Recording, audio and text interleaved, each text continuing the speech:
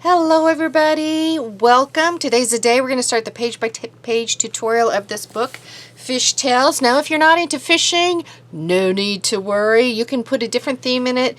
I'll be giving you the measurements of everything so you can switch up the theme if you'd like, or you can make this book and you make another book. Here's one that I am doing with a floral theme, so it'll be the exact same pattern, the exact same measurements. I'll just be switching things up to make it a different book completely, even though it'll have the same bones. So let's get started. What I want to do here to begin with, we're going to just be cutting the first page that's going to be our cover. Our cover is going to be just basically a half sheet of paper. This is your normal 8.5 by 11 sheet of paper. We're going to cut it in half right here so that we have a 5.5 by 8.5 piece.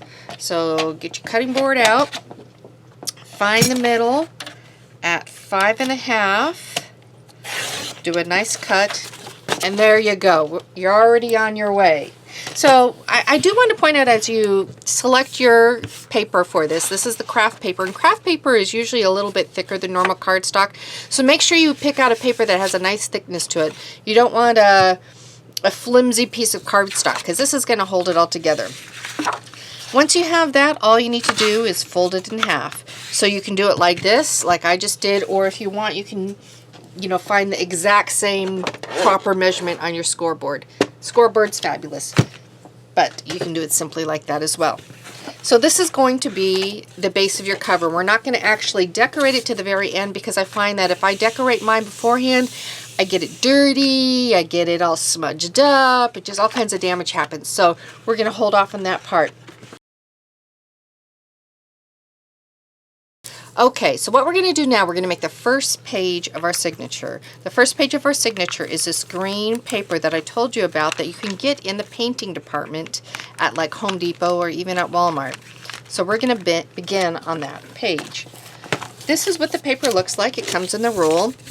I want you to pull out a strip and fold it. I want it to be at least 5.5 inches because we're going to be cutting it exactly after this, but right now we just want to cut out a piece that's reasonable to work with. So push it down, try to get it a little bit more controllable, and pull out your cutting tool. I'm going to use this one, but you can do it a variety of other ways. I want this to be 5.25 inches, so it's a little bit smaller than my book. I want to make sure it's nice and flat. It's a little bit smaller than my book, so it won't go clear to the edges. So when I cut this paper, this is a little bit thinner paper. I like starting from the middle of my paper rather than the edge. If I start from the middle of my paper, most likely I won't, you know how sometimes when you cut your paper and it just buckles up and rips? So if you start at the end with a lightweight paper, it's not too uncommon to have that problem. If you start in the middle, you'll probably get a better cut. Once I have this sheet, and this is 12 inches, once I have this sheet, I'm going to take just a little bit of glue stick to hold down some of my edges. So I don't want to put a ton of it on because this paper pulls in moisture so much, it'll start buckling when I pull it in. But I want to put enough on it so it's manageable. And I don't want to work on it. I want it to be dry before I use it on my sewing machine. So even right now, just with that small amount, I don't know if you can pick it up, there's a tad bit of buckling. Now the buckling actually adds personality. It's not a bad thing, but you just got to keep that in mind. The next thing we want to do, we want to have a 4-inch fold here and another, it would be at the 8-inch line, so a 4-inch and an 8-inch, or 4 inches from each end. So you can do that by measuring with your ruler, measuring the 4 inches, putting a dot, and then scoring it and folding it. I do like using my scoreboard for that. You certainly don't have to, but it's a wonderful tool to have if you don't have one and you plan on doing junk journals. It's a great investment. So you go at the 4-inch line and at the 8-inch line. So now that I have those 2 lines, I'm going to go ahead and fold these pieces in just to begin that fold going. And then I'm going to work on the tip. So I want the folded part of the paper to be at the bottom of my page, okay? So here's my book. It doesn't matter if it's at the top. I just think it'll wear better if you have your folded edge at the bottom of your book, okay? If you end up messing it up and you have it at the top, no big deal, okay? So as you open up the book, this is a plain side, right? There's nothing on this. So that's going to be this side, and there's the bottom of my paper. On the back side here, I have this fold. So there's the middle. That would be where my book is sewn in right there, and this end right here is what I'm going to make this fold into, okay? So to do the fold, I want to basically find the middle of my paper. The middle of my paper, let's see, I have it written down, it's at 2 5/8. So I'm going to measure this at 2 5/8. Now if you have a Tim Holtz ruler, which this is, this is one of the benefits of a Tim Holtz ruler. You can put your 0 in what you think might be the middle of the paper, and you rotate, just slide your ruler over until you see both ends of your ruler are the same. Like right now this is at 2 5/8. This side is at 2 5/8, so I know that's the middle. If you just are using a normal ruler, hold it up, go to the 2, you have the 4/8, that would be 1/2 inch right there, and then it's just the smidgen part right beyond that is the 5/8. So now that we have the tip with the middle, we want to do another marking and just kind of create a very light line, because we're going to be folding our tip on that line. So once again, I want to find that 2 5/8, 2 5/8, and I'm going to make another little line there. So 2 5/8, and I'm going to just double check that top one again. 2 5/8, and then I'm going to find the 2 dots and create a light line. Okay, so let's see, which direction do I want to fold it?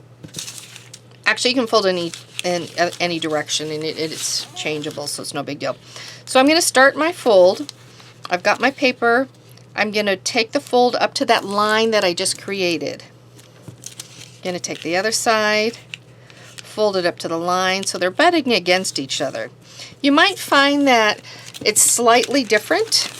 Like, see, mine aren't exactly, I don't know if I can, that one's not exactly, even though that one looks pretty good. Here, this one's off a little bit more. Your 2 edges might be off a little bit. That's all I'm trying to say. Don't freak out about that. It's not a big deal. So once you have that, you're going to fold that over, and then you're going to take this tip, and you're just going to fold it down to the edge. That's the folded edge right there. And actually, I should say too, it helps if you find the middle over here as well, because then you can make sure that your tip is actually lined up in the right spot. So my tip is a little bit off, not a lot off, but it's a little bit off. If you don't find the middle, it's no big deal. It'll just mean that this angle, this line right here, might be a little bit off, but that's okay. It's not a huge problem. So don't worry about it. Now the next thing we're going to do is we're going to take it to the sewing machine and sew it. This is a little paper that I made, kind of showing the directions of the sewing. I'm going to actually put this into a PDF file so that you can see it. Sometimes it's easier to see a visual like that. I'm like that, so I want to provide these tools for you guys so that you can do that as well.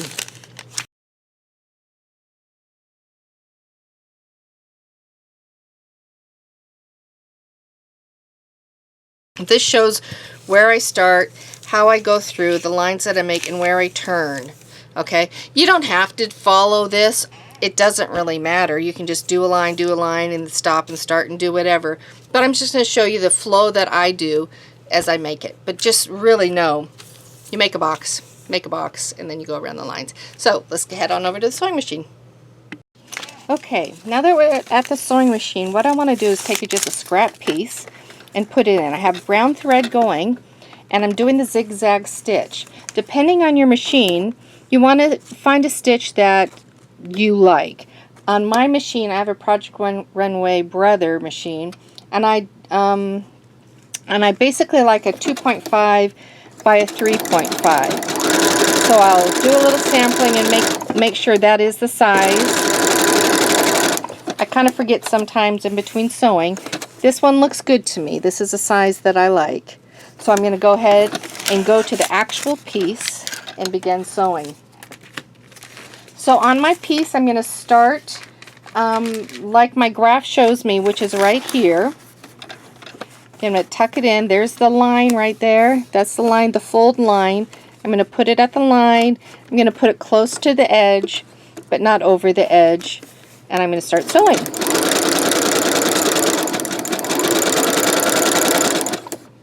You want to go as fast as you are comfortable. If you're not comfortable, make sure you just kind of slow it down. I like putting the needle in when I turn, lifting up the, I'm not sure what that's called, whatever it is. I lift it up, put it down, and begin again. If I feel like I'm a little bit off, I can use this time to kind of readjust, move the paper one way or the other to get it lined up where I want.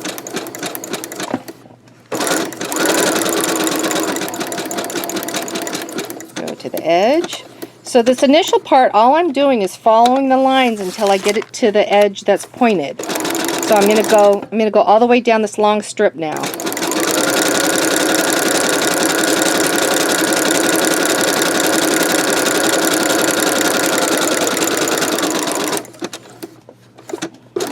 All right, I'm at my long strip. And so my chart tells me to go over the edge and then follow the point. And so that's what I'm going to do now. I'm going to lift this up, I'm going to turn my paper, and then put it back down.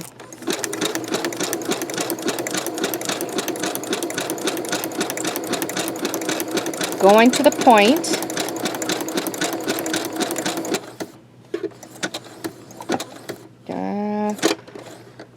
Just barely made it. Okay. Twisting the paper, and I'm starting again. So I'm going clear to the fold line where where it meets, and I'm going to be stopping again and rotating my page. Now this one I am going to do a little bit different. Looks like I got a little fuzz or something right there. This one I am going to be doing a little bit differently. As I look at my chart, it goes over this way, down, and then I'm going to turn and follow the edge. I don't know. This is the point that I just did. This is the part going down, and I'm going to turn and follow the book line edge. If you look on the graph, I will provide the graph. I'll make it available for anyone that would like it. Okay, I'm going to turn this page, and I'm going to go not over that middle line, not over that folded line, but just to the right of it, because I want to be able to see it when I have the page turned.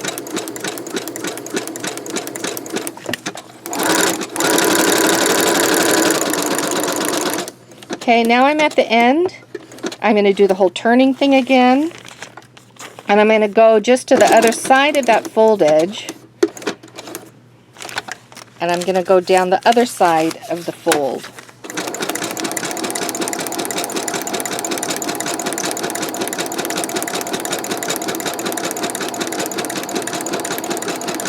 Once I get to the end here, I'm going to lift it up and turn it once more.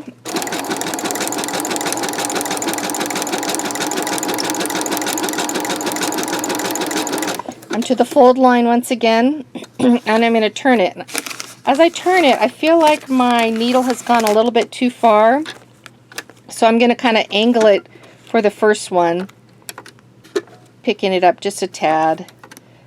It's probably an illegal sewing method, but I do, it works. Okay, there we go.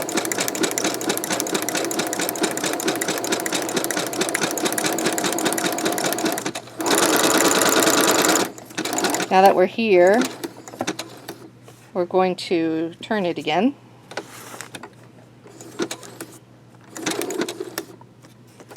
And once more. I think I need a kind of gauge of how far from the line you are. You might need to do a few of them to get it how you want it.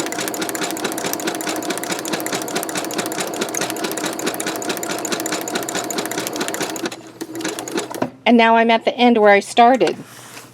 So I'm going to do just a little there, lift it up, and I'm going to cut.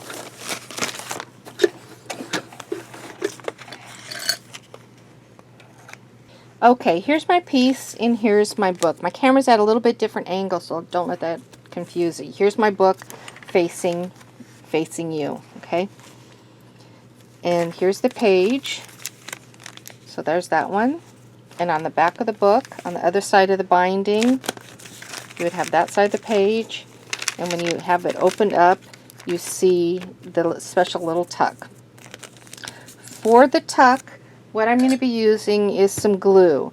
So whatever kind of glue that you like using, this is the Scotch tacky glue. That's what I'll be using. You could use Arlene's, you could use your hot glue gun. You don't want to use something just like your glue stick. That won't be strong enough to hold it. Another thing, okay, let me just go get that and not get too confusing.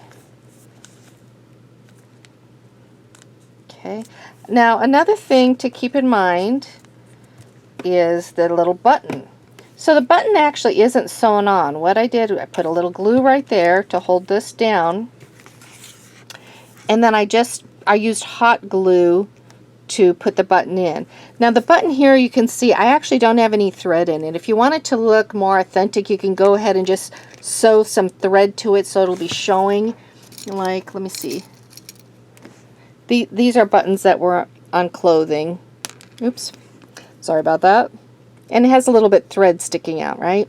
So you can do that, or you can just put it on. Find a button that you'd like. Here's just a regular shirt button. You can use something like that. That has a little bit of a glossy show to it. Here's a wooden button. You can use something like that. And here's a button that's kind of gray looking. So I think today I am going to use a shirt button. No. I'm going to use the brown button. I'm going to use a brown wooden button. So all I need is a little dot of glue on the spot that I want it. And then I can place my button on top. So there I have my pocket. There you have your pocket. If you want to, you can go and cut the little threads so that they're not unruly, sticking out all over the place. So you have your first page of your signature now complete. Go ahead and fold it in half. You can take the initial cover page that we made and you can tuck it inside and you can see how it fits. It should have just a little tiny lip on both sides and about 1/4 inch at the right hand edge of the book. There you go. Okay, so I hope that went well. If you have any questions, put them down below. I'll be happy to answer anything, and we will get together again tomorrow, hopefully, and do the next page. The next page we'll be using the large bag, and we'll be making this page right here with the turned edge. So, hope you enjoyed it. See you then. Bye.